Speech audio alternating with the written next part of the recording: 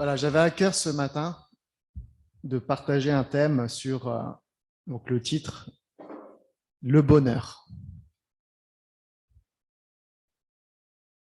Alors, ça s'annonce bien, hein, on dira enfin d'encouragement, le bonheur, ça fait du bien de l'entendre. Le monde entier a toujours été en quête du bonheur. Et je pense que nous sommes tous convaincus, hein, dans tous les comportements qu'on peut voir, les projets qu'on peut constater, je parle bien dans le monde, c'est toujours dans l'objectif d'être heureux. Je commence mal mon message en disant malheureusement. La notion du bonheur a bien été souvent et bien souvent controversée, alliant tromperie et mensonge. Bien souvent, le bonheur est vu comme un happy end. Vous connaissez cette expression, hein, les happy end, on les voit souvent dans les Disney, dans les dessins animés, même dans les films, où on voit que voilà, il y a une situation compliquée dans la vie et ils arrivent à la fin du film à être heureux. Donc on est tous contents à la fin du film, ils se sont mariés, ils ont eu beaucoup d'enfants ou autre chose, il a réussi son projet, ou il est devenu, il a réussi sa carrière, etc. Et ils sont heureux. Souvent, le bonheur arrive à la fin de l'histoire. Mais dans le monde réel, on peut aussi retrouver cette notion du bonheur au lendemain. Ah, encore 2 semaines à tenir et je pars en vacances. Nous serons enfin heureux. Ou par le matérialisme. Ah, si j'avais cette voiture, nous serions heureux. Un beau monospace, 7 places, je pourrais partir en vacances, on serait que du bonheur. Ou par l'argent.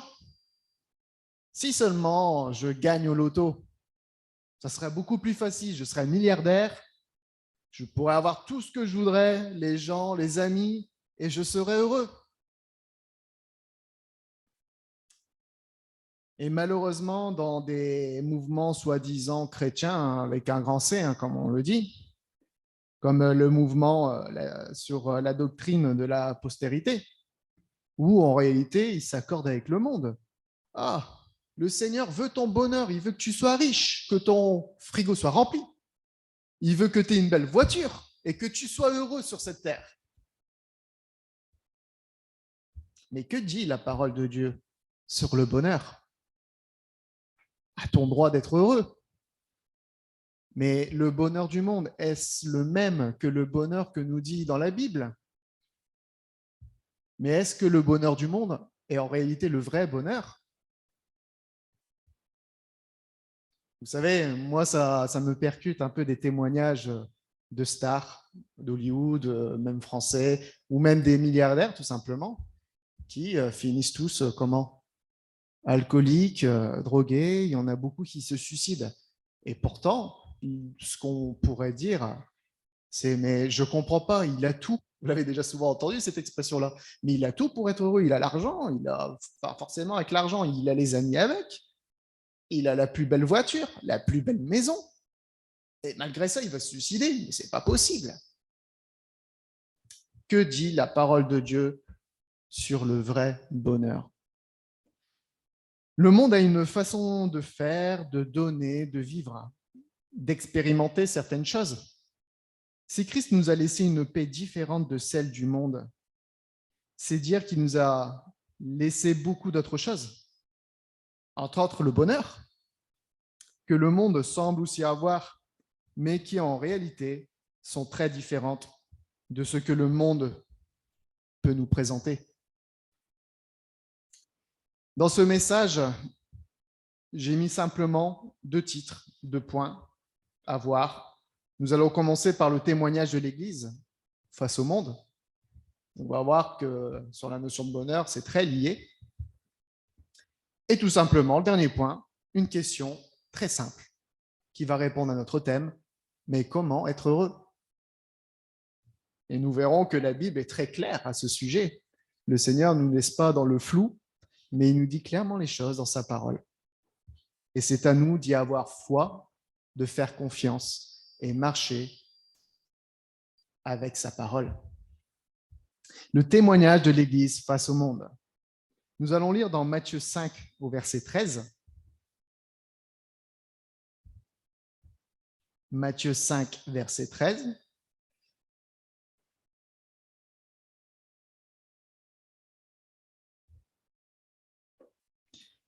Vous êtes le sel de la terre.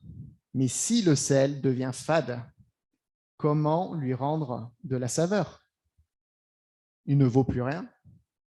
On le jette dehors et il est piétiné par les gens. Ensuite, nous allons lire les parallèles dans Marc 9 au verset 50. C'est une bonne chose que le sel. Mais s'il cesse d'être du sel, avec quoi allez-vous lui rendre sa saveur? Ayez du sel en vous-même et vivez en paix entre vous. Ensuite, dans Luc 14 au verset 34, c'est une bonne chose que le sel. Mais si le sel lui-même se dénature, avec quoi lui rendra-t-on sa saveur? Il ne peut servir ni pour la terre, ni pour le fumier. On le jette dehors. Celui qui a des oreilles pour entendre, qu'il entende. Pour revenir un peu à l'évangile de Matthieu au chapitre 5, nous avons lu le verset 13. Vous êtes le sel de la terre. Avant ce verset, le Seigneur Jésus parle des béatitudes. Je ne sais pas si vous vous en souvenez, on a eu un message de Louis concernant les béatitudes où il a repris vraiment béatitude par béatitude. Pendant le sermon sur la montagne, Jésus enseigne la foule et lui parle en parabole. Il qualifie ses auditeurs d'une très belle manière en disant aussi « Vous êtes la lumière du monde ». Dans Matthieu 5, 14, « Vous êtes la lumière du monde ». Nous sommes le sel de la terre. Pour revenir à ce que nous avons lu dans Matthieu 5, 13, nous sommes le sel de la terre. Pour savoir ce que le Seigneur entend par cette expression, nous devons regarder ce qu'est le sel et à quoi ça sert. Le sel donne de la saveur. Si vous mangez des frites sans sel, c'est fade. Je parle du Nord, hein. On mange beaucoup de frites. Le sel donne un meilleur goût à ce que nous mangeons.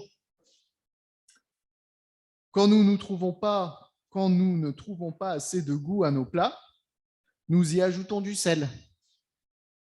Et pourtant, le sel, il suffit que un petit peu quelques grains pour changer complètement le goût du plat.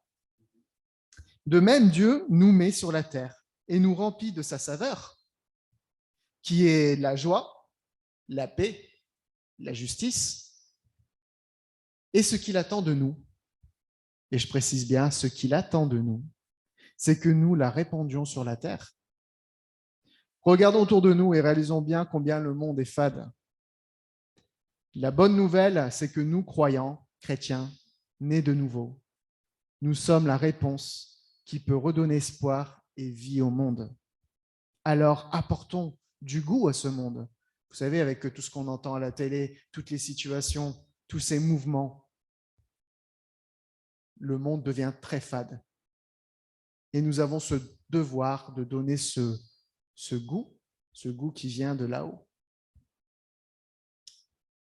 Mais il y a une autre utilité aussi au sel que donner du goût. Le sel empêche aussi la corruption des aliments. On peut voir au travers de la salaison des viandes, des poissons, etc. Je sais que par exemple, la morue pour la conserver, c'est dans du sel qu'on le met pour pas qu'elle pourrit, si je ne me trompe pas. Et on peut le voir aujourd'hui avec la corruption sociale. Donc corruption qui vient du mot pourriture, hein, comme vous le savez, et on le voit dans le monde aujourd'hui, le nombre de corruptions qu'il peut y avoir. Et nous, en tant qu'ambassadeurs du Christ, nous sommes là, nous avons un rôle de répandre ce sel pour justement être contre cette corruption. Vous êtes la lumière du monde, nous sommes la lumière du monde. La lumière fait fuir les ténèbres. Donc le mensonge, par exemple. Vous savez, à un moment donné, quand quelqu'un est dans l'obscurité, on peut se dire, le pauvre, il se cogne. Il se cogne partout, il ne voit rien. Quand il n'y a pas de lumière qui fait noir, qu'est-ce qui se passe? On tombe, on ne voit pas, on est perdu, on tourne en rond, on se prend des murs. Mais la première chose que nous, on a envie de faire, c'est quoi? Allumer la lumière. C'est allumer la lumière pour lui montrer les vérités de son espace. Attention, là, il y a un mur, là, tu tournes en rond, la direction, c'est là. Et pourtant, lorsque vous allez allumer cette lumière, ça peut irriter, parce que la personne, elle a tellement l'habitude d'être dans le noir que quand vous allumez la lumière, elle va avoir mal aux yeux, peut-être même mal à la tête, au point qu'elle va vous jeter peut-être une chaussure sur votre figure. Ces deux choses sont liées à la vérité sur nos lèvres, le témoignage. Ce qui peut attiser des persécutions. Par principe, le monde n'apprécie pas la vérité ni la vraie justice qui apporte la paix entre les hommes. Nous avons souvent rappelé notre mission d'évangélisation incitée par Jésus dans Matthieu 28. Allez-y, faites des disciples. Le témoignage des enfants de Dieu, de l'Église, a un rôle fondamental sur cette mission. Nous allons maintenant revenir à notre questionnement de notre thème, ce qu'on a cité en introduction. Et la remise en question, elle est là. Pourquoi je parle de témoignage? Est-ce que je réponds à ma question du thème sur le bonheur? Mais la vraie question, c'est comment peut-on donner un goût différent au monde si nous, enfants de Dieu, nous ne sommes pas heureux? Si nous ne connaissons pas le vrai bonheur? Le monde recherche aussi cette lumière, ce bonheur. Et si l'Église ne montre pas cette direction, le monde ne sera pas attiré. Nous allons entamer notre point, le point 3. Du coup, la question, comment être heureux? Nous allons lire dans 1 Pierre, au chapitre 3, verset 8. À partir du verset 8 jusqu'au 12. Enfin, soyez tous animés des mêmes pensées et des mêmes sentiments, pleins d'amour fraternel, de compassion, d'humilité. Ne rendez point mal pour le mal ou injure pour injure. Bénissez, au contraire, car c'est à cela que vous avez été appelés, afin d'hériter la bénédiction.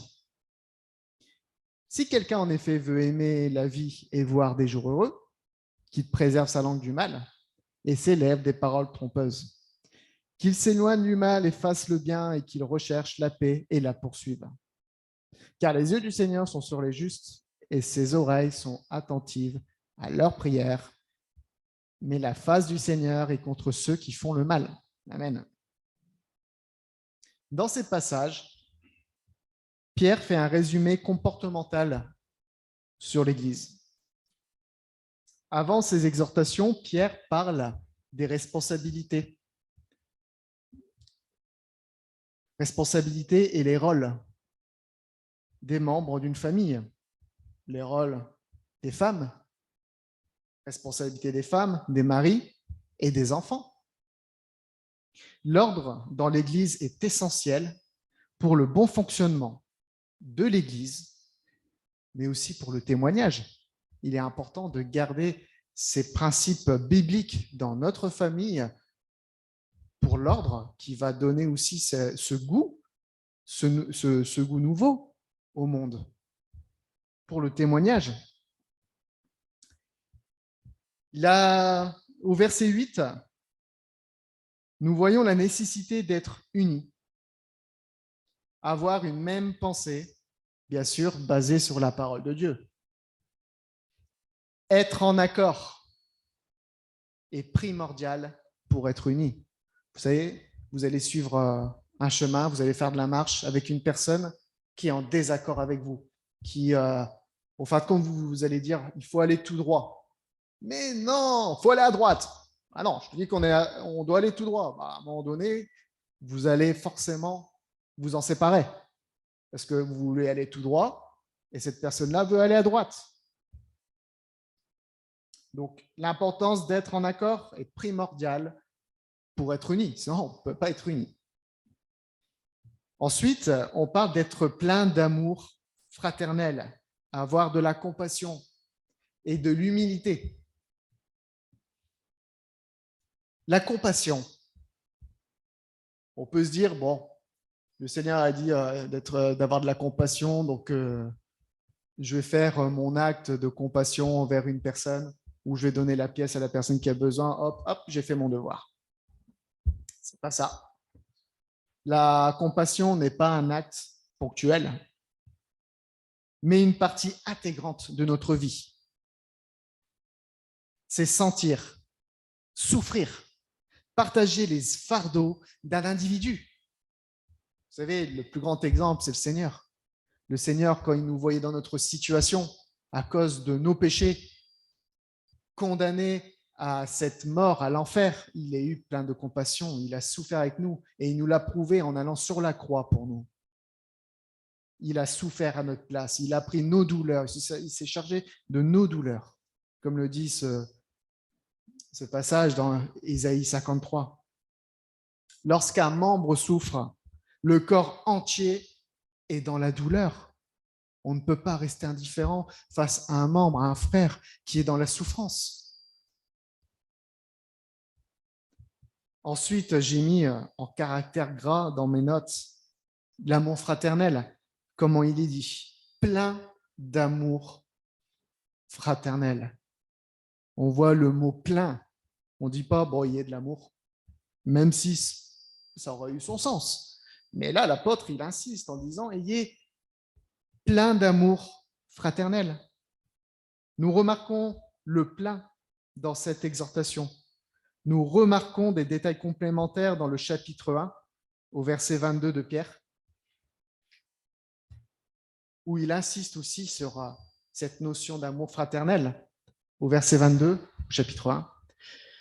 Ayant purifié vos âmes en obéissant à la vérité, pour avoir un amour fraternel sincère.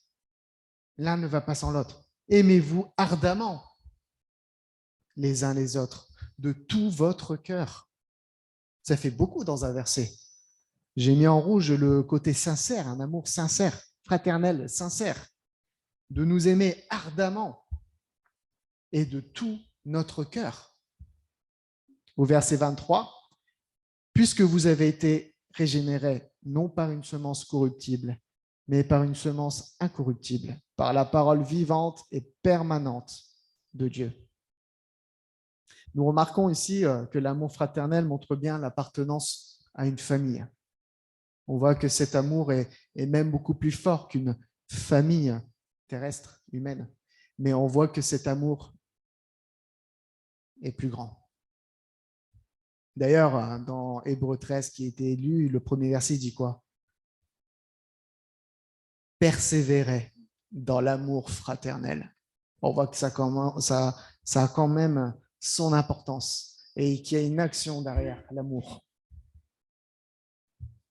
Ensuite, nous parlons d'humilité. Un autre comportement que nous devons avoir dans l'Église. J'ai pris une définition que j'ai trouvée sur Internet. L'humilité peut signifier plusieurs choses. Le sentiment de ne pas être grand-chose, d'être petit par rapport au monde qui nous entoure. Une attitude par laquelle on ne se place pas au-dessus des choses ou des autres et par laquelle on respecte ce dont on a été gratifié. Donc, admettons, vous voyez un frère qui est dans la souffrance. Nous, on a souvent tendance, on a l'habitude de toujours parler. On a toujours la solution à tout. On veut toujours tout dire. Mais par contre, écouter, ça, c'est quelque chose que l'homme a du mal. Parce que c'est long. Il faut écouter jusqu'au bout. C'est fatigant. et on a nos problèmes aussi. Et pourtant, on a 2 oreilles et on n'a qu'une seule langue. C'est une citation que j'avais vue sur Facebook. Et pourtant, on a tant du mal à écouter. Ce sentiment, des fois, à être supérieur à quelqu'un, peut-être parce qu'on a une très belle carrière, peut-être parce qu'on est quelqu'un dans ce monde, à un certain grade, et on a tendance à se montrer supérieur. Et ça, le Seigneur ne veut pas dans notre communauté. Et de l'humilité. Par cette définition, nous remarquons que nous ne pouvons pas dissocier compassion et humilité. Ça va bien ensemble. Ensuite, nous allons voir au verset 9. Ne rendez pas le mal pour le mal. Ne rendez pas le mal pour le mal ou injure pour injure. Bénissez au contraire, car c'est à cela que vous avez été appelés, afin d'hériter la bénédiction. Ne pas rendre le mal pour le mal. Étant enfants de Dieu, nous devons obéir à quoi? À la justice de Dieu et non du monde. Souvent, nous avons tendance à avoir notre justice que nous avons connue dans notre état charnel, la justice de ce monde, notre propre justice, nos principes familiales. Vous savez, quand on dit « Ah non, mais ça, c'est pas juste ». Mais est-ce qu'on remet en question, on se remet en question en disant « Mais que dit le Seigneur face à cette situation? Quelle est la justice de Dieu face à cette situation ?» La loi décrivait le comportement de la chair. Œil pour œil, dent pour dent, ça vous parle? C'est avant que je connaisse le Seigneur, j'étais incapable de pardonner. Quand on me faisait du mal, la première chose que ma chair me disait, c'est donne-lui une peigne, défends-toi. Quand on me disait des injures, il fallait que je me défende en disant une autre injure. Mais nous qui sommes nés de nouveau, nous avons crucifié notre chair avec ses comportements, ses désirs, pour nous revêtir de l'homme nouveau.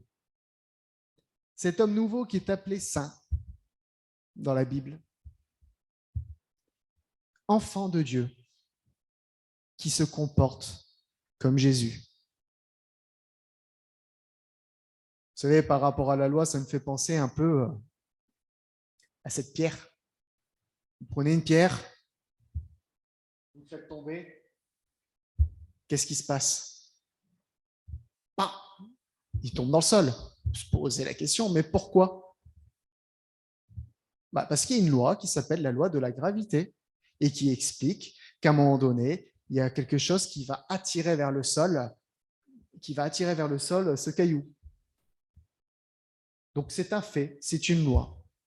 Et on ne peut pas la retirer, car c'est une vérité. Maintenant, mettez à ce caillou, peut-être le caillou c'est un mauvais exemple pour mon image, mais prenez cet objet, mettez-lui des ailes. Qu'est-ce qui se passe? Il vole. Mais pourtant, la loi a dit qu'il devait tomber. Oui, mais à ce caillou, on a créé un nouveau caillou, une nouvelle personne qui est capable de voler. Et c'est la même chose avec l'enfant de Dieu. Nous, étant charnels autrefois, nous étions incapables de pardonner, d'aimer sincèrement. Cet amour fraternel que nous avons parlé, nous étions incapables de l'exercer, d'exercer l'amour, de plaire au Seigneur. Nous étions incapables. Et le Seigneur nous a donné ses ailes. Nous sommes morts au péché de notre ancienne nature. Nous avons accompli cette loi. Le Seigneur l'a accompli pour nous. Nous sommes morts sur la croix avec le Seigneur. Et nous avons une nouveauté de vie, cette nouvelle créature née d'en haut. Et cette nouvelle créature est capable de plaire au Seigneur, est capable de pardonner comme le Seigneur l'a pardonné, est capable d'aimer comme le Seigneur l'a aimé.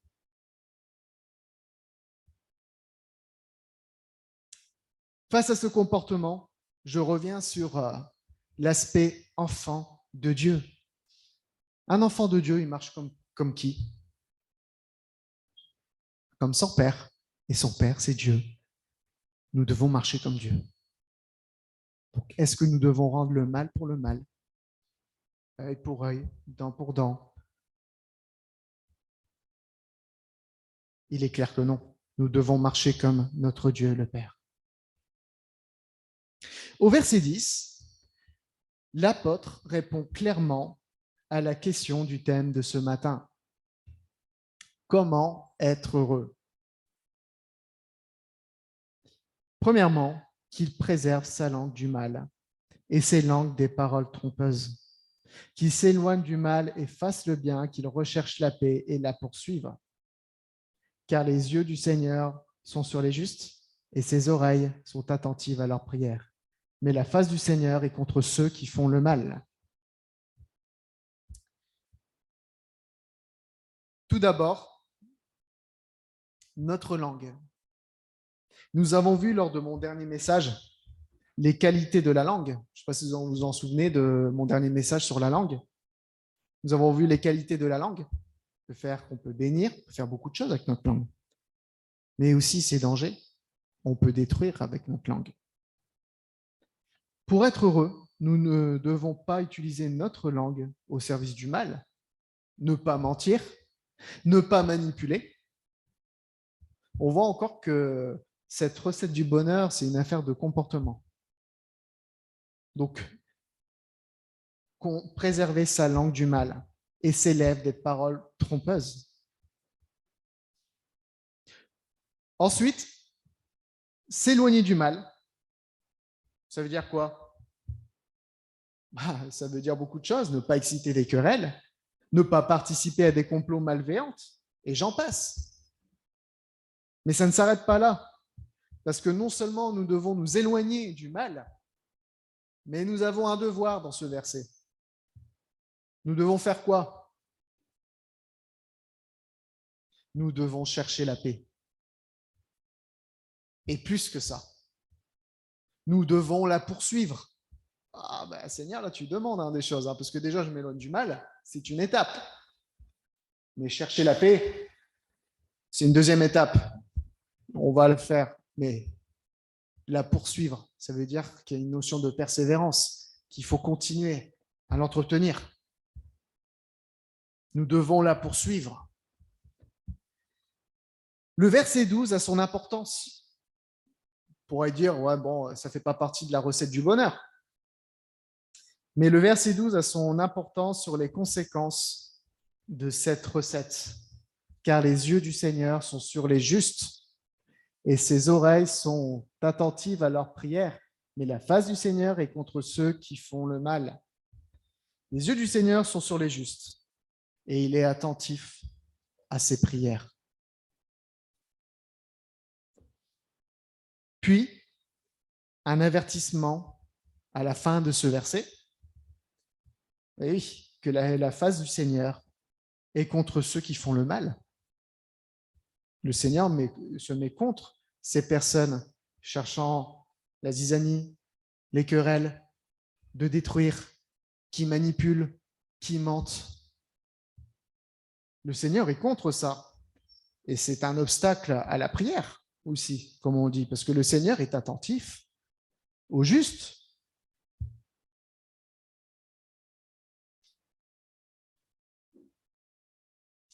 J'arrive enfin à ma conclusion. Donc, je suis content. Pour une fois, je n'ai pas fait un message très lourd, mais ça permettra justement de méditer sur ces versets clés et nous remettre en question dans notre vie, sur le bonheur, sur ces exhortations que la parole de Dieu nous donne pour être heureux et notre devoir que nous avons face au monde, de les attirer vers le Seigneur. Nous avons une responsabilité en tant qu'Église d'avoir un bon témoignage.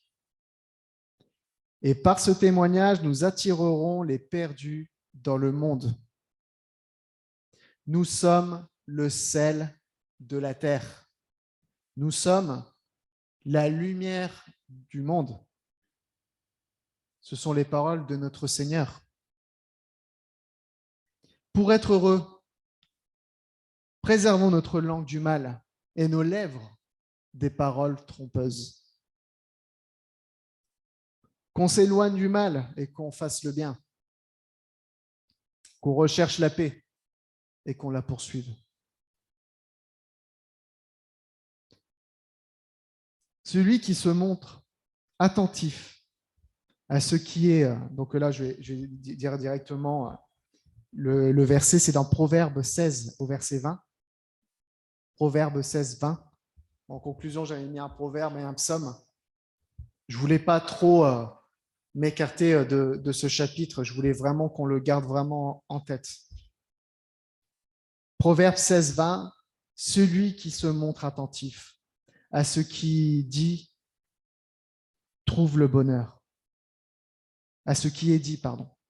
Celui qui se montre attentif à ce qui est dit trouve le bonheur. Et celui qui se confie en l'Éternel est heureux. Psaume 23, 6. Oui, le bonheur et la grâce m'accompagneront tous les jours de ma vie, et je reviendrai dans la maison de l'Éternel jusqu'à la fin de mes jours. Amen. Ce n'est pas l'argent, mes frères et sœurs. Ce n'est pas le bonheur que le monde essaye de vous attirer vers eux en vous faisant croire que vous allez être heureux. Mais le vrai bonheur se trouve dans la parole de Dieu, dans cette communion que nous avons avec le Seigneur. Et cette communion que nous avons ensemble, cet amour qui est vrai, cet amour qui est sincère, la paix que le Seigneur nous donne et cette espérance qu'il revient bientôt. Merci de votre attention. Amen.